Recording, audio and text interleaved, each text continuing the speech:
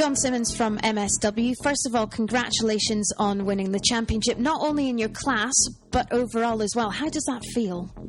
It feels fantastic, I must say. When we started out racing at the beginning of the season, I was quite determined to do well, and we knew that we could. Effectively, in the touring cars, we ended up with a mini single-make championship, with the front-running cars all being pretty much identical. So there was a lot of pressure to really perform, because if you didn't perform, it was because you weren't good enough. If you lost, it was because you made a mistake.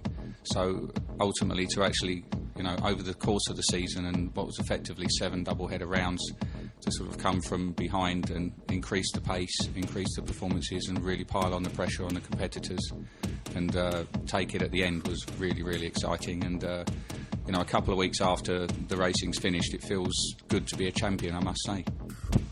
Tell us a little bit about the championship, because you were in the Touring Car Championship. There's a number of classes in there, and that must have had some bearing on the car and the car that you chose. Yeah, I mean, to be honest, I followed the formula set by Costas the previous season. Costas chose the Seat Super Cobra as his weapon of choice in the touring cars. I mean, at the end of the day, it's about finding a car that exploits the regulations to the maximum and making sure you drive the car properly. I believe we had 5 cars at various stages of the season that were identical, as I said. As I say, Costas chose the car for us. He showed us the season before it was the right weapon, and for Class 1 it's clearly the car of choice.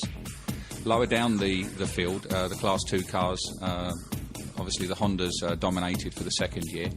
We were going to campaign our old Clio, which is a couple of generations old, but we made some pretty significant mods to it. And we did that more out of fun, really. We wanted to race an older car that could be competitive and could show the guys that the newer cars could be beaten. Unfortunately, we had some engine problems with that car. Maybe it was over-engineered slightly. And we also had, at times, actually, we probably lacked a bit of focus. We had too many cars and not enough drivers to put in them to actually really focus and do a good job in all of the disciplines and different classes. So we let that one go. But the Class 1 is where we put the focus, and it paid off for us.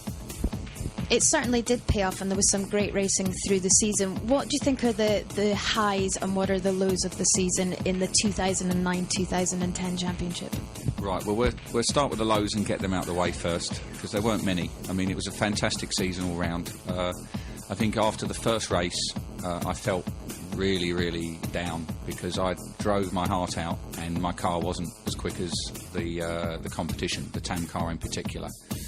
And as a driver, I'm always looking at myself for the solution. But this was one occasion where I felt that the solution wasn't inside of me, it was in the car. And I went away and I told the team they needed to look at the problem. I told them there was a problem and they needed to find a solution.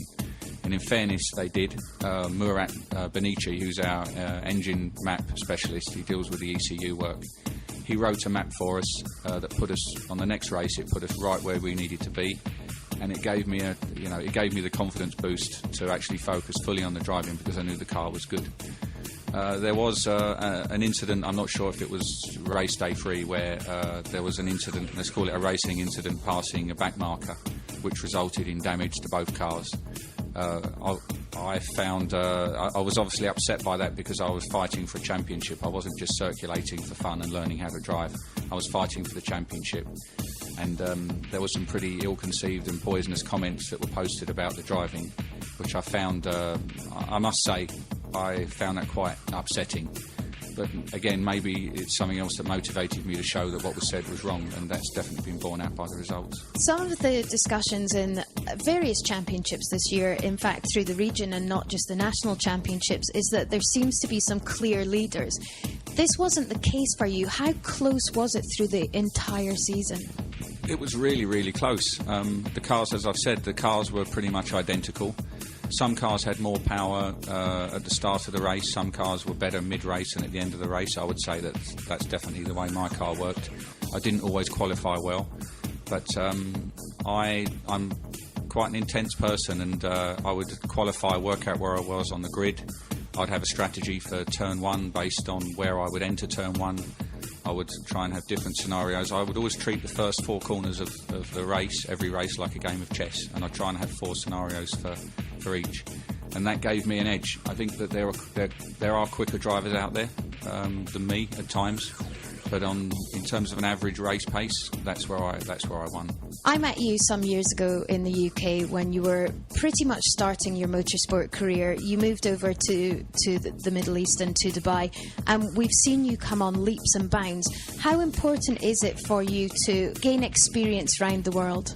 I think it's vital. I think that the guys locally need to learn that they need to learn two things. Firstly, just because you can drive well on one track doesn't mean that you're going to go somewhere else and perform well. And I would also suggest that the guys that race here take a more humble approach, regardless of how much money they have to spend and what their budget is.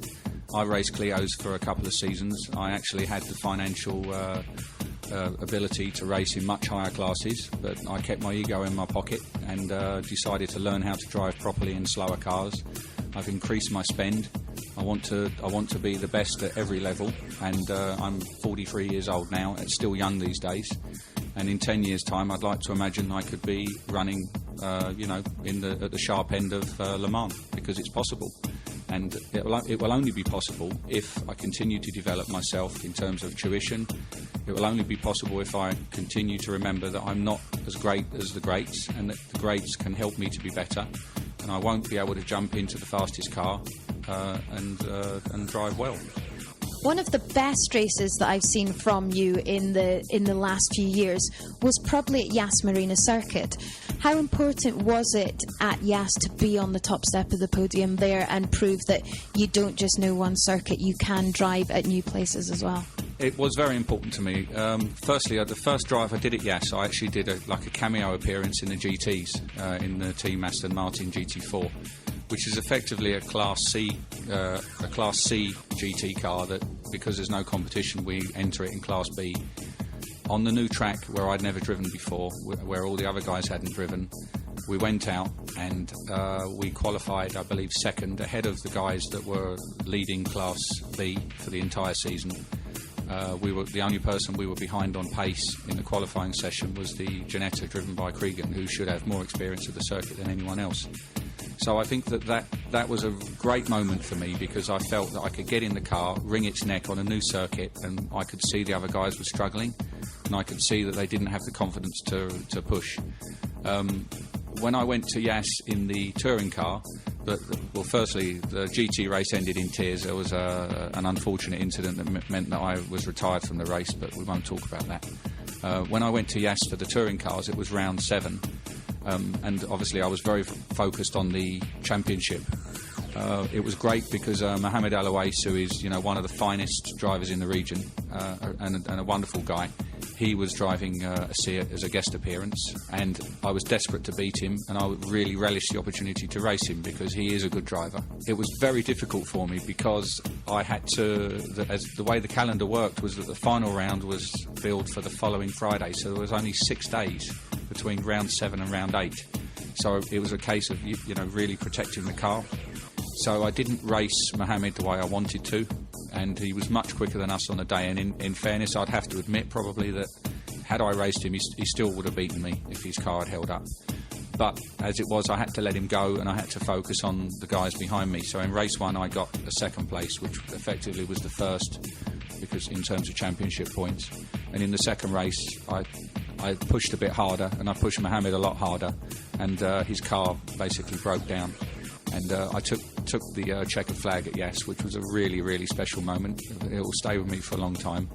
I went into the podium room and signed the book, and it's a very special feeling. You go to a facility like that, and you're there with the F1 greats. The Aussie V8 guys had been there just before, the GT1 guys, and to stand on the top step at Yas with a Union Jack behind you is a special moment for anybody.